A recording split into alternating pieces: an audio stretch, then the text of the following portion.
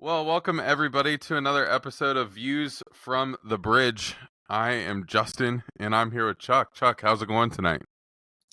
Um, it's going. Thanks to the soccer tournament starting tomorrow, I just had to write out manually, since there was no good place to copy it from, every game that's happening in that tournament, which is why I thought that I was going to be late for this podcast due to getting fresh air after doing that. Oh my goodness. That's amazing that there's not a easy place that you can just figure out where to get it from and then put it up there and then, all of that kind of stuff. That's pretty frustrating. Yeah, most publications like to embed theirs into tables, which means that I can't copy it out and paste it when I'm writing my own things about it. Yeah, no, that's frustrating. That's frustrating. You know what else is frustrating?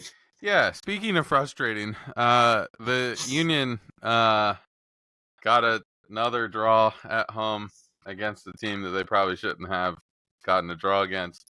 But that happened. But before we probably get to that game, Chuck, our keeper who was no longer supposed to be here because he was frustrated about the transfer policy and couldn't figure out whether he actually wanted to play for the Union or not, is now the keeper of the future. Andre Blake signs a multi-year extension deal with the Union and will supposedly be around for a couple more years. Thoughts? Yeah, I mean, I wonder honestly with this, especially since it takes him through the World Cup, if this is just something that sees Andre Blake actually retire as a member of the Philadelphia Union, which would be a very funny outcome considering that we thought he was mad enough to leave. Yeah, I mean, there's a lot of places you could go with this, a lot of ways you can go with this. I mean, practically on the soccer field, I'm glad that that Andre Blake is there for another couple of years and is around for another couple of years. And as good as Semle has looked this year and has played fairly well at times, you know, you when you have a keeper like Andre Blake, you don't want to lose a keeper like Andre Blake. So I'm glad he's around. Yeah, I mean, you don't win goalkeeper of the year 3 times by accident, so Nope. you do want to keep him around as long as he'll realistically stay here, and at least since realistically, and I'm sure this is something that came into contract considerations as well, his health and availability are a bit of a concern. So it's great to know that his backup is also serviceable. Yes. It's good to know that we're not playing Joe Bendick this year. Yes. I don't miss seeing that name on a team sheet at all. Yeah, so good for Andre Blake to be around. We'll see, kind of what that happens long term, what the long term kind of deal with that is and all of that, but I guess it's good to have Andre Blake around. Speaking of the team sheet and this game against Montreal, there was a big name not on the team sheet in Julian Carranza. And it seemed like everybody had a little bit of a freak out of like, oh no, he's gone. He's already signed somewhere. This is like transfer window's open. Yeah, what are we doing? And then it was like, well, no, he's got an ankle injury or something, and I don't know. What do you think, Chuck? You believing? Really, it's somewhere in between. Because we would know if a deal to Feyenoord, which was the most recent team that he's been linked to, is done. But it's very funny that basically the national transfer news breaker in Tom Bogert, the second that Carranza was not on the team sheet, started saying that he's off, and then it was the team and local media who were all briefed on no, he's injured, but we still haven't actually heard anything to really prove either side wrong. Yeah. I think this is like one of those things that I'm like, all right, well, we've got 2 weeks, and then we play another game, and whether he's in the lineup against Miami or not will, I think, tell us what the I would, situation on Carranza is. and like realistically, I would rather sell him during the summer and get something Hmm. than just he walks at the end of the season. Yeah, for sure. No, I'm totally there with you. You want, as someone as good as Carranza is and has been for the last year and a half, 2 years, you want something for him if you're gonna get something. So But it would suck either way. it would. You're right. You're right. Yeah, it would be the best case scenario if somehow uh, he pulls a contract 180, but we all know that that one's not really happening. No, I don't think that one's happening. For sure not. Let's talk about this game. Obviously, it was a Montreal game, and play, as we have discussed ad nauseum on this podcast, playing Montreal is never fun, and it proved to, again, not be fun. So we give up a goal, what, 53, 56 seconds, 57 seconds into the game. And once again, you're chasing a game, which is not what you want to be doing. And it seems like the Union should start talking about, how do we stop giving up early goals and not chase the game? Yep, that I I'm kind of torn on what to do here because even you like that the Union tried to come out here in a back three and change something, but then it's irrelevant when you allow a goal within the first minute of play.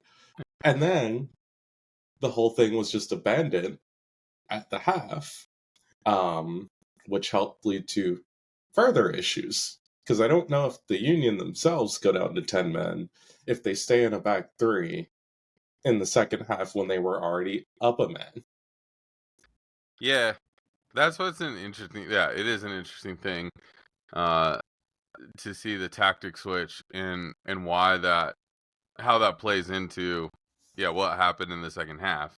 But it is one of those things that if you come out of back three, okay, let's not leak. Let's make sure we're steady at the back, all that kind of stuff. And then you give up a goal a minute in, all of a sudden you are chasing the game. You need to press forward, and you're not able to kind of to to figure that one out. So it is a frustrating. That is a frustrating start to the game. The Union got, I don't know. I don't know if it's bailed out. Um, but I don't necessarily like the penalty call there.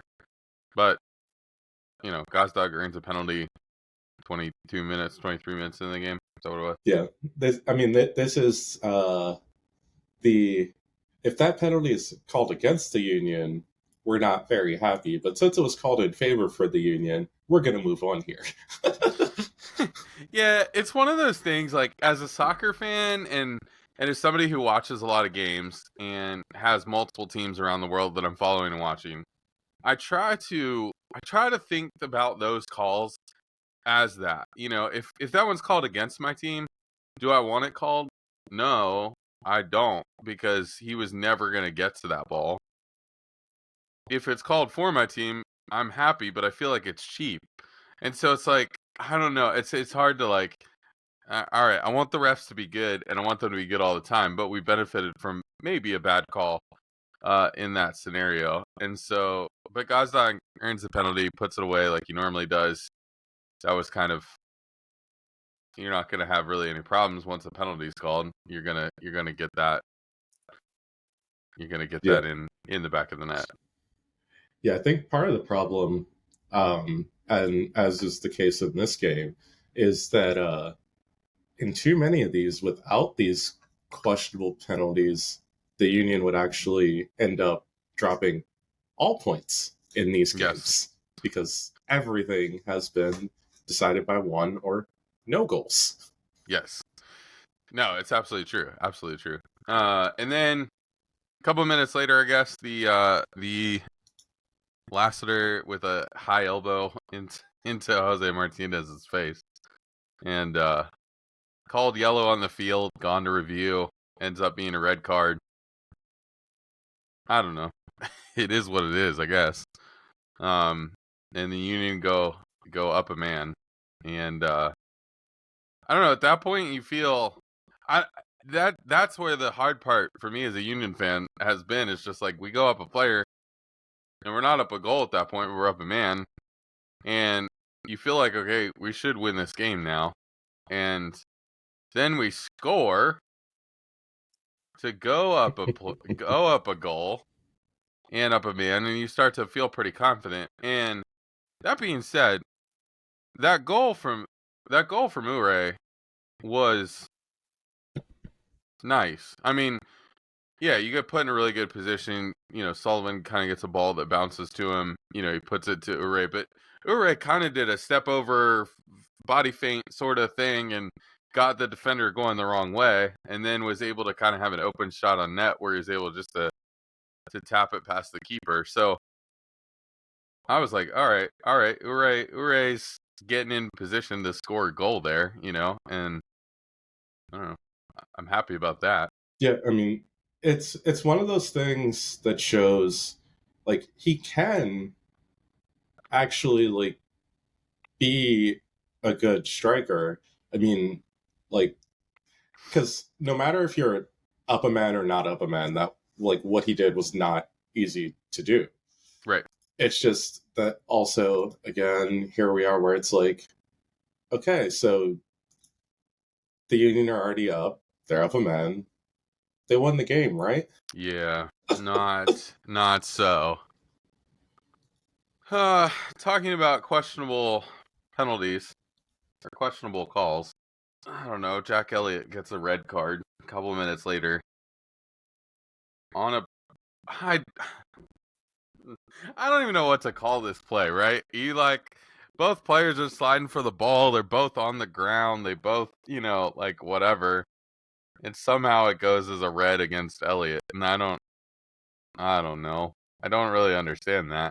But then you give up a sloppy goal, ball bouncing around on a free kick. And to make it better, you would have already had an extra center back on the field if you didn't have been in the back three at halftime. Yes.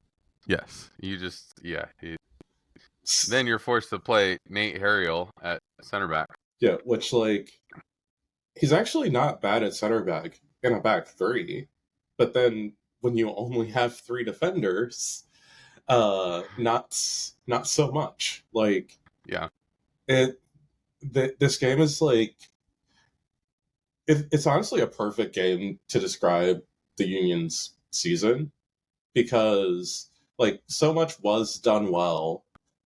They gave up the early goal, and then honestly, this is a game that more than any of the other recent ones that I kind of put squarely on Jim Curtin as opposed to more on the team.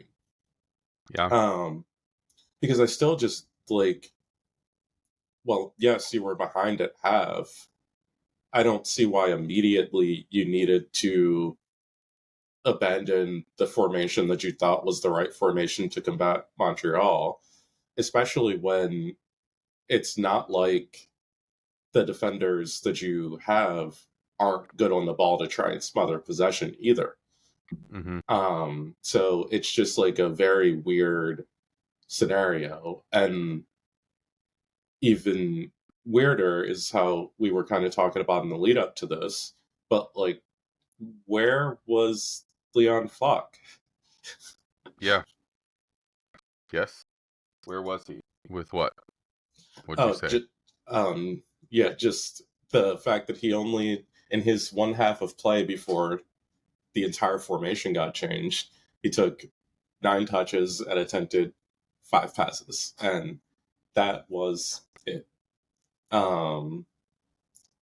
And for the entire game, the Union had 66% of the possession. Yeah. Took 24 shots. Yeah. Yeah. Yeah.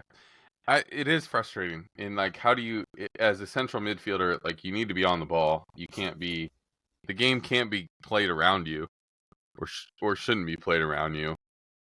And so, how do you, if you're a flock at that point and you're not finding the game or the game's not coming to you, how do you go find the game and find the ball and make a difference? And that's kind of what's unfortunate, I think. Especially when one of your midfielders who does do that is on international duty now, Mm-hmm. in Jack Elliot, Yes. Yeah. along with Nathan Harriel Yes. and Daniel Gostak. And yes. Actually, Yeah. I do wonder though, with how much time there is between, because what's the actual date of that next game? June 15th. So, like, I wonder, just because of the fact that like the Olympic camp is currently just in Kansas City, um, because they don't leave for Paris that early. So, like, I wonder if they might be available for that game. Yeah, you wonder. I also, those two guys potentially start on that team, and Will Curtin has been lenient with his guys, or for especially for those young guys, he wants them to play. So like, will he allow them to go? Will he want them back, or will he try to get them back, or will just let them go? And like, we're gonna see the oldest midfield the Union have ever played between Flock, Martinez. I mean, that's not the oldest, but Bedoya. Yeah, I just do wonder, especially just because like Japan is June 11th, so there's still like 4 days between that and Miami, Yeah, and there are like quite a few MLS players on that roster. So like it doesn't really hurt if the MLS players are released and then just like go back. yeah, Especially for the ones like, I mean, McGlenn and Harriel, where not being there for a few days doesn't hurt their standing with the team.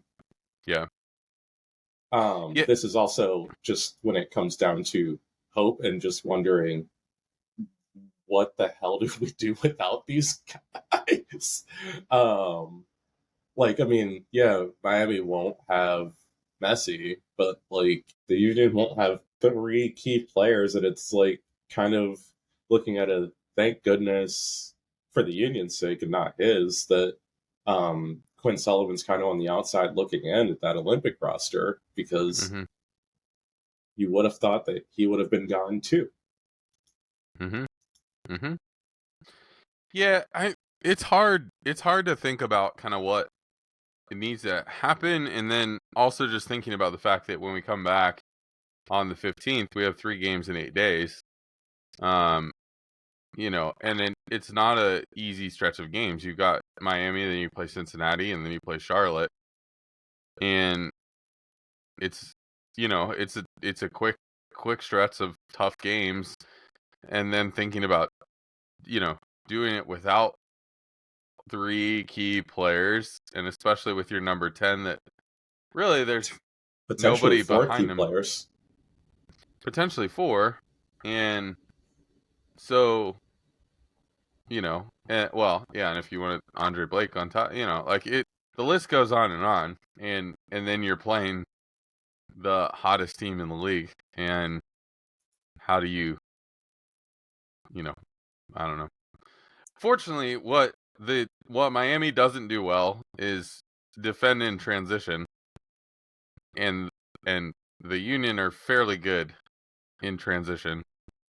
So who knows? I mean, genuinely, I think that's kind of just all you can say about this upcoming stretch, because anyone who thinks that they can half predict what's about to happen um, is probably lying. And if you somehow do predict what's going to happen, then you should go play the lottery, because I, I have no idea whatsoever about what this upcoming stretch of, like, literally just making it to July 3rd is gonna bring. And even again, it's this is where MLS scheduling is so stupid, because you literally just played Charlotte and Montreal, and then again play Charlotte and Montreal. Yep. I did see that in the schedule. I was like, no, that's not fun. Thanks, MLS, for that one. But, oh well. Yeah, I will say I'm pretty convinced that my number one need for the Union is probably a midfield, like an actual box to box midfielder right now. Mm-hmm. Like, I mean, yeah, a center back wouldn't be terrible either, but I feel like a good center back that could actually compete for a starting role on this team is going to be a lot harder to find right now than a box to box midfielder that's an upgrade. Yeah. Yeah. The only way I think you get a center back that can compete is if you find a Kai Wagner type, somebody languishing in the third division in Germany who is a lot better than that and is looking for a next step and a next move. You know what I mean? And so Yeah, I and think, like, every time they've tried that specifically at center back, it has not worked. it has not worked. No. I mean, well, technically, Finley might have made it. That was still just like a weird one, but I like outside of that really only is just like cult hero status. Yeah, I know, for sure. For sure. So I think yeah, it's gonna be it is gonna be a very unpredictable summer, and especially for the Union, who have so many players who are gonna be on international duty, and we get to Copa America and lose Damian Lowe, and like all this kind of stuff. You're getting to the point where you got to figure it out. But I think, like, it is gonna be an interesting summer, and then it goes to me of like, okay, that's where guys like Bueno and Raffanello and Donovan, like, you're gonna have to either see those guys step up and take another step in their career and get better, or the Union are going to enter the fall with some very uh, desperate times and desperate measures to, continue to compete towards the top of the table if they even can get there. It might be desperate measures just to get above the playoff line. But I think, like, it's a test for sure for some of these guys who have been kind of, Raffanello would be one who I think, like, yeah, he's not gonna get on the field in front of Gazdag. Gazdag's generally healthy and can go 90 most weeks. And so you're not gonna, he's not gonna get on the field in front of Gazdag. And without the Open Cup, where he can get minutes that way, like, he doesn't get minutes. And so he has an opportunity here to maybe earn some minutes and then see what he does with those. But it's going to be a very tense. I think it feels like it's going to be a very tense summer of. And well, and also this summer brings up just one of the other just really fun issues that MLS likes to create their own problems. Mm-hmm. Because if you have the Open Cup, the Union are in a better place right now because of the fact that these guys that really need experience can get it. Like, Chris Donovan should not be playing with Union 2 right now to get minutes. Like, that shouldn't be a thing. And especially now that, Union 2 are no longer in USL, where they get to play actually competitive matches.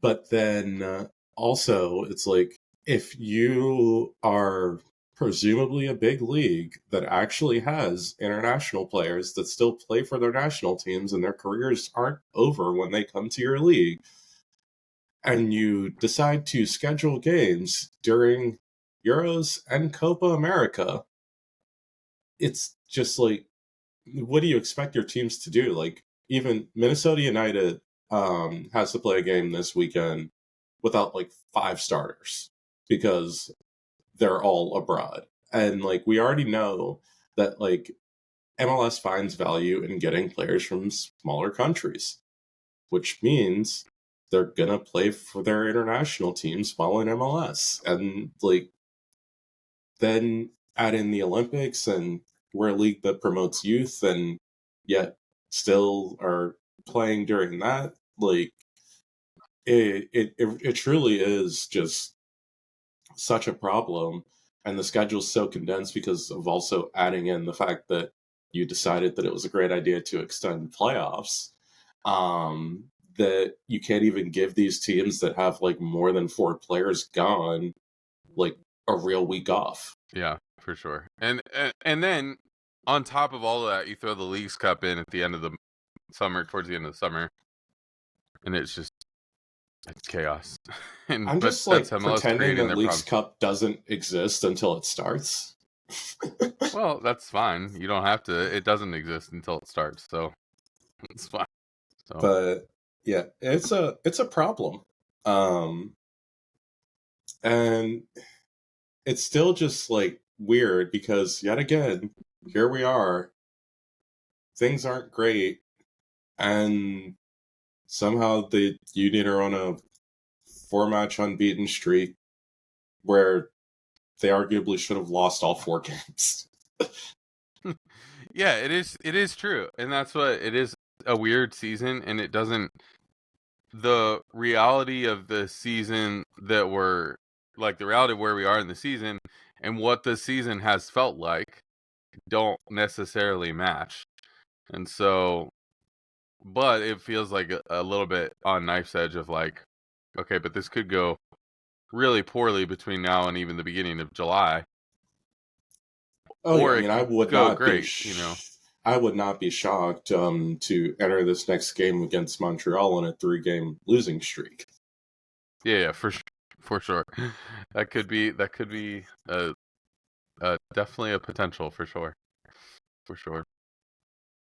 So, anything else about this game, Union, going forward that you're thinking about? Wanna get in one last shot at somebody or something? Huh. I mean, it's not even worth it for taking shots at this point. Like, uh, yeah, find a way before the transfer window opens to buy out Tyberibo and replace that roster spot with anything. Just Yeah, anything anything. really. Yeah, really anything. It doesn't really matter. Just something that's actually going to be valuable in play. You know. Yeah, like just too many key players are missing to still not use your entire roster. And Yeah, if Jim Curtin has determined that there's nothing that he can get from the striker, then it is on the front office to get rid of him. absolutely, absolutely. Well, I think that's it for tonight. And exciting things coming up, guys. We have we will obviously be recording our weekly episode next week. We'll figure out some things to talk about between now and then, and so we'll talk next week for our weekly episode. And then I'm starting something new, and we are going to start recording like a preview show with a podcast for the opposing team, and just get some insight. I think it has. I have a couple of other podcasts that I follow that they do some preview stuff like that, and it helps just for me to like provide context to the game. That like, okay, cool, you see what the other team's fan base is thinking about, what they're processing, what they're seeing about their team, and it gives you some stuff to watch as a fan, and allows you to kind of see the game a little bit differently. And so I have an interview that will come out next Friday, right before that Miami game, with Chris from the Battered Herons podcast. And then I have some fun stuff set up for Cincy and Charlotte already. And so we'll have some fun episodes coming out over the next couple of weeks and as we get closer to those games. So exciting stuff. And then we'll obviously be recording our weekly episodes. So let us know if you got anything you want us to talk about and anything you want us to address. But otherwise, you can find us at VFTBPod on almost any website. And then you can find us wherever you get your podcast, and we'll be there as well. So I think that's it tonight. Chuck, anything else from you? All right. Well, we will see you guys very, very soon.